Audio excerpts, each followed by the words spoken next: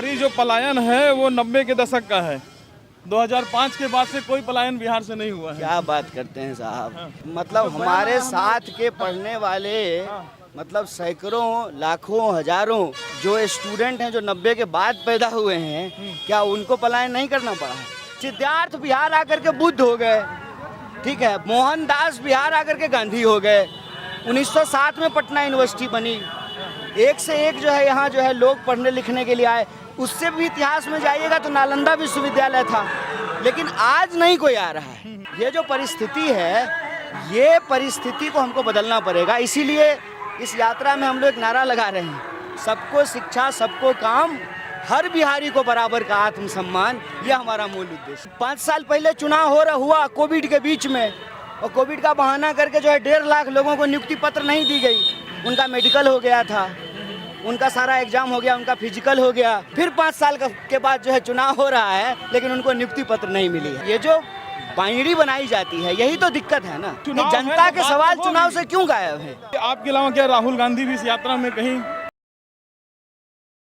कन्हैया कुमार, क्या लग रहा है आपकी यात्रा से क्या असर पड़ रहा है? 2 दिन से आप यात्रा कर रहे हैं। देखिए, यात्रा का असर तो बाद में दिखेगा। हाँ। मैं कहता हूँ कि बिहार का एक बड़ा वर्ग, खास करके युवा, ऑलरेडी जो बेरोजगारी है उसके असर में है, जो अशिक्षा है उसके असर में है, और यह जो प्रभावित वर्ग है, जो बेरोजगारी का, शिक्षा का, सामाजिक और सुरक्षा का दंश झेल रहा है, वही वर्ग पलायन होने को मजबूर होता है। तो ये दोनों मुद्दे आपस में बहुत गहराई से जुड़े हुए हैं। सरकार दावा करती है कि हम सब कुछ ठीक कर दिए हैं, तो अगर सरकार ने सब कुछ ठीक कर दिया है तो लोग अपना प्रदेश छोड़ करके दूसरे प्रदेश में क्यों जा रहे हैं? और इसीलिए यह जो यात्रा है, इस यात्रा को अलग अलग प्रभावित समूह से ज़बरदस्त समर्थन मिल रहा है। आप देख रहे हैं इस यात्रा में आगे आगे पेंडिंग भर्ती वाले जो है नौजवान चल रहे हैं, वो वैसे लोग हैं जिनको बस नियुक्ति पत्र मिलना था, वो नियुक्ति पत्र उनको नहीं मिला और बहाना दिया गया कोविड का। तो कोविड में सब कुछ हुआ, कोविड में जो है चुनाव हुए, बिहार का ही चुनाव कोविड में हुआ था। अब दूसरी बार जो है चुनाव होने, 5 साल के बाद चुनाव होने की तैयारी हो रही है, लेकिन इनको नियुक्ति पत्र अभी तक नहीं मिला है। तो हमारा ये कहना है कि जैसे आज़ादी के पहले कांग्रेस पार्टी ने एक मंच मुहैया कराया, वैसे लोगों के लिए जो अंग्रेज़ों से मुक्ति चाहते थे, उसी तरह से NSY यूथ कांग्रेस आज एक मंच मुहैया करा रही है। जो बेरोजगारी से मुक्ति चाहते हैं उस यात्रा में जुड़ें, और हम इस धरती पे पैदा हुए हैं, हमारी जन्मभूमि है, तो यही हमारी कर्म भूमि भी बने, हमको यहीं रोजी रोजगार मिले, शिक्षा के अवसर उपलब्ध हों, सामाजिक सुरक्षा मिले, यही इस यात्रा का उद्देश्य है। और यह यात्रा अपने असर में, अपने प्रभाव में ज़रूर कामयाब होगी, यह उद्देश्य जो है ज़रूर पूरा होगा। कल सत्ता की तरफ से एक बाइट आई थी, एक बोला गया था, बयान आया था कि सारी जो पलायन है वो 90 के दशक का है। 2005 के बाद से कोई पलायन बिहार से नहीं हुआ है। क्या बात करते हैं साहब, मतलब मैं बात नहीं कर रहा हूँ, ये जो मतलब हमारे साथ के पढ़ने वाले मतलब सैकड़ों लाखों हजारों जो स्टूडेंट हैं जो 90 के बाद पैदा हुए हैं, क्या उनको पलायन नहीं करना पड़ा है? मैं सिंपल एक एग्जांपल देता हूँ, पटना में भी एम्स है। पढ़ने के लिए तो लोग हर जगह जाते हैं, दिल्ली के लोग भी कहीं जाते हैं, या अदर स्टेट से। बिहार में तो कौन आता है? कौन आता है? बिहार यही बता दीजिए। लेकिन बाकी स्टेट में तो लोग इधर उधर पढ़ने, लेकिन बिहार में लोग आते थे, ये जान लीजिए। बिहार में लोग आते थे, बिहार में आते थे। मशहूर जो राइटर हैं जॉर्ज ऑरविल, उनका जन्म बेतिया में हुआ है। एक से एक लोग, महात्मा बुद्ध, सिद्धार्थ बिहार आकर के बुद्ध हो गए, ठीक है, मोहनदास बिहार आकर के गांधी हो गए, 1907 में पटना यूनिवर्सिटी बनी, एक से एक जो है यहाँ जो है लोग पढ़ने लिखने के लिए आए।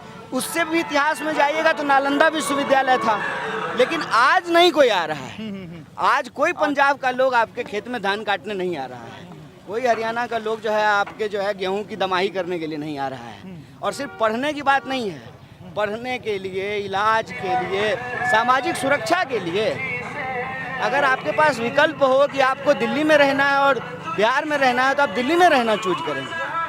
ये जो परिस्थिति है, ये परिस्थिति को हमको बदलना पड़ेगा। इसीलिए इस यात्रा में हम लोग एक नारा लगा रहे हैं, सबको शिक्षा सबको काम, हर बिहारी को बराबर का आत्मसम्मान, यह हमारा मूल उद्देश्य है। अच्छा, एनडीए गठबंधन से कहा जा रहा है कि ये जो है ये कांग्रेस की तरफ से है कि उन्होंने पिछली बार 70 सीटें ली, इस बार आरजेडी पे वो दबाव बना रहे हैं, इसीलिए आरजेडी से कोई अभी तक शामिल नहीं हुआ, ना ही इस यात्रा के लिए कोई बयान। नहीं, ये किसी पार्टी की यात्रा ही नहीं है। हाँ।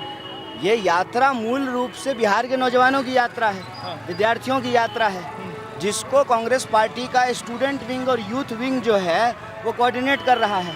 किसी पॉलिटिकल पार्टी की यात्रा तो है नहीं, तो कोई एक्सपेक्टेशन भी नहीं है, लेकिन जो आना चाहते हैं वो आ सकते हैं। यात्रा के समय पर तो टिप्पणी बन रही है कि 8 महीने अब चुनाव को बचे हैं, फिर इस समय यात्रा निकाली जा रही है। देश में किस साल चुनाव नहीं होता, हमको ये बता दीजिए। हाँ। इस देश में कौन सा ऐसा साल है? बिहार की बात कर रहे हैं, बिहार में ही बता रहा हूँ। बिहार में 3 चुनाव होता है। हाँ। हर साल कोई ना कोई चुनाव होता है, तो मतलब चुनाव हो इसलिए और कुछ नहीं हो। मेरा तो यही सवाल है कि 5 साल पहले चुनाव हुआ कोविड के बीच में, और कोविड का बहाना करके जो है 1.5 लाख लोगों को नियुक्ति पत्र नहीं दी गई। उनका मेडिकल हो गया था, उनका सारा एग्जाम हो गया, उनका फिजिकल हो गया, उनको नियुक्ति पत्र आज तक नहीं मिली है। फिर 5 साल के बाद जो है चुनाव हो रहा है, लेकिन उनको नियुक्ति पत्र नहीं मिली है। ये जो बाइंडी बनाई जाती है, यही तो दिक्कत है ना, कि हर चीज को जो हम चुनाव के इर्द गिर्द लेकर के घूमते हैं, तो चुनाव लोकतंत्र में ही होता है। अब देखिए, क्योंकि चुनाव जनता के सवाल चुनाव से क्यों गायब है? हाँ। ये मुझे बताइए ना। आप चुनाव पे पूछ रहे हैं, तो हम एक चीज बता दीजिए, कितना सीट है विधानसभा में? बताइए। बिहार में 273। विधान परिषद में कितना सीट है? नहीं याद है ना। पावर को एक जगह केंद्रित करके मत रखिए। लोकतंत्र में पावर जनता के हाथ में है। जनता की स्थिति क्या है? 55% यूथ है भारत में। दुनिया का हर 5वां युवक भारतीय है, ठीक है। और क्या है आंकड़ा? हर घंटे में 2 नौजवान आत्महत्या कर रहा है। यही तो प्रश्न है ना। आपको ये याद है कितना करोड़ लोग नहाए कुंभ में? बताइए। नहीं, हमारे पास तो कोई आंकड़ा ऐसा आया नहीं सरकार के, लेकिन आप सुनते होंगे ना। बताइए। हमारे कोई आंकड़े नहीं है जो बोले जा रहे हैं। सरकार बोल रही है ना भाई, 80 करोड़ लोग नहा लिए। 50-60-80 कितना लोग जो है वहाँ पे पहुँचे थे, उसमें जो है कितने लोगों की जान चली गई, आंकड़ा नहीं है। कितने लोगों को अनाज मिल रहा है? 80 करोड़ को, ठीक है। और कितने लोग जो है 5 किलो अनाज पे गुजारा कर रहे हैं? 80 करोड़। और इस देश का एक पूंजीपति जो है, उसका बेटा का ब्याह में कितना खर्च हुआ? 5000 करोड़। तो ये जो सच्चाई है, ये जो बिल्कुल आंख के सामने दिख रही है, ये सच्चाई अगर लोकतंत्र को बचाना है तो जनता के मुद्दे को चुनाव के केंद्र में भी लाना पड़ेगा। नहीं, मैं बात समझ रहा हूँ कि आप जो कह रहे हैं वो समझ रहे हैं, लेकिन क्योंकि आप चुनाव भी है तो जाहिर सी बात है सत्ता के लिए आप लोग भी करेंगे, है ना। जो भी गठबंधन करेंगे, तैयारी करेंगे, चुनाव अपनी जगह है। चुनाव अपनी जगह है। आप लोग भी सत्ता में आएंगे तो ये बताइए, कुछ तो प्लानिंग, कुछ तो चल रहा होगा कि किस तरह से बिहार में पलायन रोका जाएगा। देखिए, जहां हम सत्ता में आ रहे हैं अपने वादों को पूरा कर रहे हैं।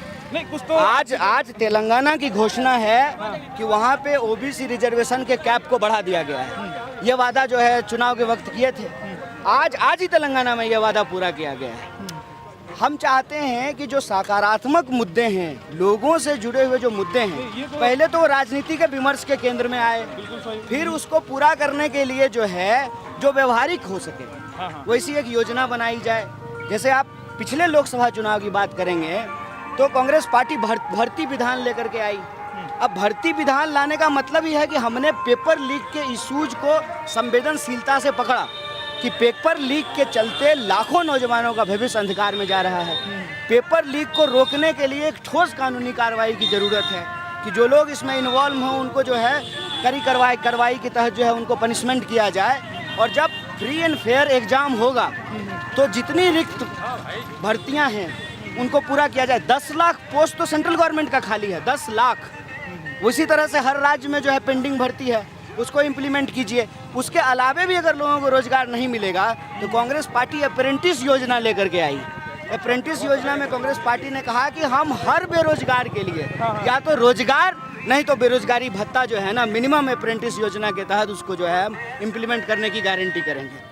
पहले किसी समस्या को राजनीति के केंद्र में लाना, फिर उस समस्या के समाधान को ढूंढना और सब सत्ता आए तो उस समाधान को इम्प्लीमेंट करना, ये प्रोग्रेस होता है। नहीं, बात आपकी सहमत है कि भाई राजनीति के केंद्र में मुद्दा जो जरूरी मुद्दे हैं, जमीनी मुद्दे आना चाहिए। बिहार की पलायन और नौकरी ये बहुत बड़ा मुद्दा है, लेकिन कुछ तो एक ठोस प्लानिंग होगी। जैसे आप कह रहे हैं कि अप्रेंटिस है, अभी तो मैंने आपको ठोस प्लानिंग सुनाया। हाँ। लेकिन वो ठोस प्लानिंग बिहार में एक इंडस्ट्रियल डेवलपमेंट के नाम पे भी बिहार में भी कुछ खासा नहीं है। नहीं। तो कैसे आप अप्रेंटिस और ये सारी चीजें आप करा पाएंगे बिहार? भाई आप तो देखिए ना बिहार की हालत क्या कर दी गई है। व्यक्ति तो छोड़ दीजिए, संस्थान का भी पलायन हो रहा है।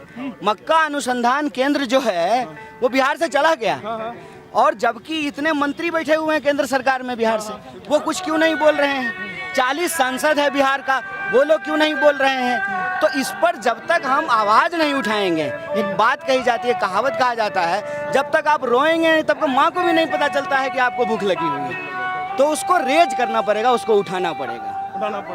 अच्छा, कुछ और एक और सवाल लेंगे कि आपके अलावा क्या राहुल गांधी भी इस यात्रा में कहीं, क्योंकि अभी तक मैं अपनी बात बता रहा हूँ, हमारे व्यूअर्स हमसे पूछते हैं कि राहुल गांधी ने अभी ज्वाइन नहीं किया यात्रा। नहीं कल शुरुआत में उन्हें ज्वाइन करना देखिए, था। ये यात्रा एक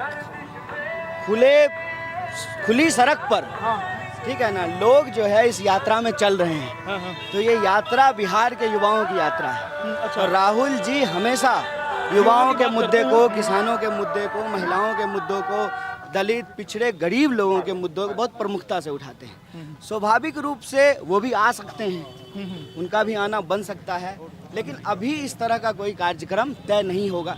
जब तय होगा तो आपको जरूर सूचना होगी, आपको पता चलेगा, सबको पता चलेगा। अच्छा, एक और ये बताइए, चलते हुए जैसे मुद्दा नौकरी की तो है ही, लेकिन क्या स्थानीय मुद्दों पर भी आप लोग बात कर रहे हैं? प्रेस कॉन्फ्रेंस, देखिए हम लोग यात्रा में हर दिन जब लंच ब्रेक होता है प्रेस कॉन्फ्रेंस करते हैं, और एक स्पेसिफिक जो इश्यूज है, जैसे पेंडिंग भर्ती, पेपर लीक, उसको तो रेज करते ही हैं। साथ ही साथ हमारे स्थानीय कार्यकर्ता और नेता भी होते हैं जो लोकल इश्यूज पर भी बोलते हैं। जैसे कल हम लोग जब वहाँ थे, बेतिया में थे, तो बंद चीनी मिल के मुद्दे को उठाया, ट्रैफिक की समस्या को उठाया।